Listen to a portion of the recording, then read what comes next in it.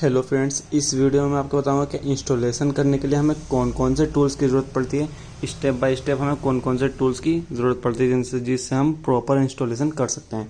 तो सबसे पहले हम जो है एसी को ओपन करते हैं और उसको इंडोर टांगने के लिए हमें एक वाटर लेवल की ज़रूरत होती है, जिससे हम मेज़र करके जो एसी आड़ा टेढ़ा ना लगे, मेज़र करके जो इंडोर के स्टैंड को निशान मार के टांगते हैं वाटर लेवल की मदद से। ठीक है, आपके पास ये होना बहुत ज़रूरी है। दूसरा, इंडोर को टांगने के लिए जो होल किए जाते हैं वो 6 mm के बिट से किए जाते हैं। ये 6 mm का बिट है और 6 mm या फिर 6.5 mm दोनों चल जाता है। और हम इस बिट को चलाने के लिए हैमर मशीन तो चाहिए ही है, ये तो आपको पता ही है। हैमर मशीन होना चाहिए इंडोर का स्टैंड टांगने के लिए, और आउटडोर का स्टैंड लग रहा है तो उसके लिए भी हैमर मशीन हमारे पास होना चाहिए। स्टैंड टांगने के बाद हम जो स्टैंड को स्क्रू ड्राइवर की मदद से गुल्ली पेच लगाकर कस देंगे। उसके बाद जो है हम अगर दीवार तोड़ने की ज़रूरत पड़ती है, जैसे पाइप बाहर निकालना है और हम दीवार में होल करना है, तो उसको ये एक हैमर वाला बिट आता है, इसको हम मशीन में लगाकर हैमर मोड पे चलाकर जो दीवार आसानी से तोड़ सकते हैं। और अगर आपके पास ये नहीं है तो फिर दीवार में होल करके 12 mm के बिट से होल करके छीनी और हथौड़ी से दीवार को तोड़ सकते हैं। तो ये टूल्स होना आपके पास बहुत ज़रूरी है।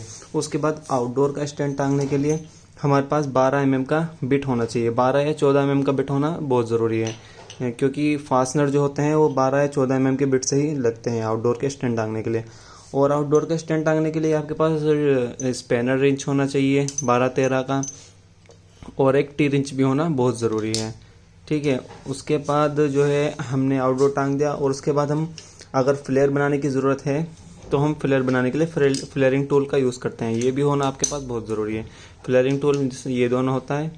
और उसके बाद फ्लेयर बनाने के लिए हम इसका रेती का भी यूज़ करते हैं। अगर थोड़ा अच्छा फ्लेयर बनाना है, मतलब फ्लेयर नहीं बन रहा, फट जा रहा है बार बार, तो रेती से फ्लेयर पाइप को थोड़ा घिस के आगे से और बेहतर तरीके से फ्लेयर बना सकते हैं।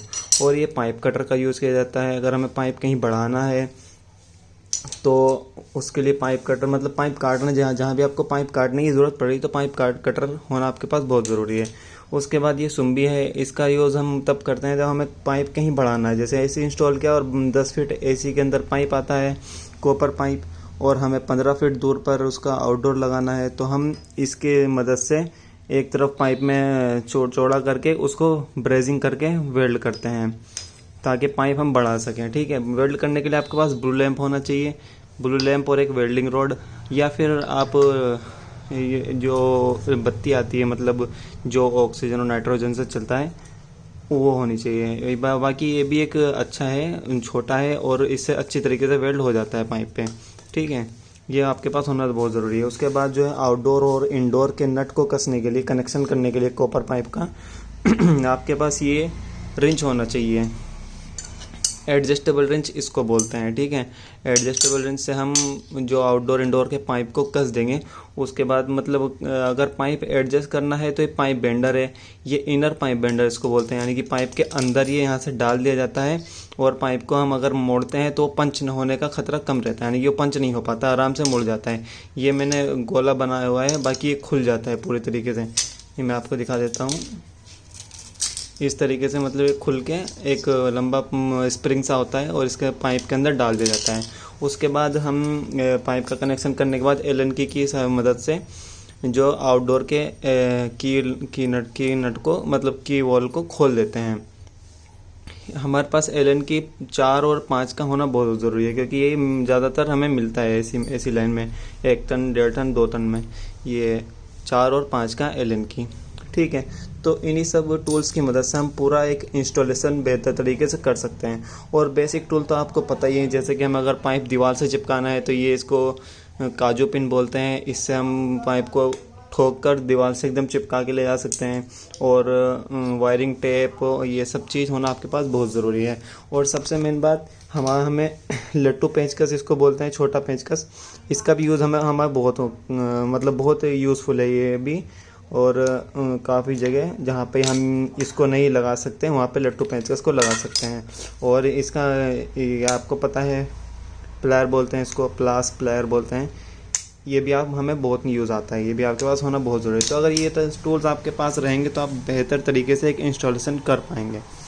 तो ये कितने टूल्स हैं वाटर लेवल 1, हैमर मशीन 2, इसके दोनों बिट 3, और ये एक छीनी बिट और छीनी हथौड़ी, ये सब मिलाकर 4, और ये स्पेनर रिंच 5, और गोटी टी रिंच बोलते हैं इसको 6, फ्लेयरिंग टूल 7, और रेती फाइल बोलते हैं इसको 8, पाइप कटर 9, सुम्बी 10, और ब्लू लैम्प 11, और एडजस्टेबल रिंच 12, पाइप बेंडर 13, और एलन की 14, और बाकी ये सब आपके नॉर्मल टूल्स हैं ही 15। यानी कि इन सब टूल्स से आप अपना एक बेहतर तरीके से इंस्टॉलेशन कर सकते हैं। तो अगर ऐसी वीडियो एसी के बारे में, एसी की रिपेयरिंग के बारे में, इंस्टॉलेशन के बारे में आप अगर और भी वीडियो जानना चाहते हैं तो चैनल को सब्सक्राइब कीजिए, और अगर वीडियो पसंद आए तो फॉलो कीजिए। और अगर कोई क्वेश्चन हो तो आप कमेंट बॉक्स में क्वेश्चन कर सकते हैं।